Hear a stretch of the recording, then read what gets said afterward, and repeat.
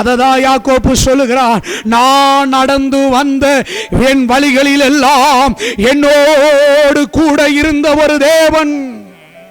நான் தாழ்ந்திருக்கும் போது, நான் ஏமாற்றப்பட்ட பொழுது, நான் நெருக்கப்பட்ட போது, லாபானால என்னுடைய வருமானங்கள் வஞ்சிக்கப்பட்ட பொழுது, ஏமாற்றப்பட்ட பொழுது, லாபான் எனக்கு எதிரிட்டு வந்த பொழுது, ஏசா 400 பேரை கூட்டிக்கிட்டு எனக்கு எதிராக வந்த பொழுது, கர்த்தர் என்னோடு கூட இருந்தார். கர்த்தர் என்னோடு கூட இருந்தார். கர்த்தர் கூட இருக்கிறதுனால கொந்தளிப்பு கிடையாதுன்னு இல்லை. கர்த்தர் கூட இருக்கிறதுன்றனால ஏமாற்றம் இல்லைன்னு இல்லை. கர்த்தர் கூட இருக்கிறாருன்றதுக்காக நஷ்டம் இல்லாம இல்லை. கர்த்தர் கூட இருக்கிறாருன்றதற்காக அவமானங்கள் இல்லாம இல்லை.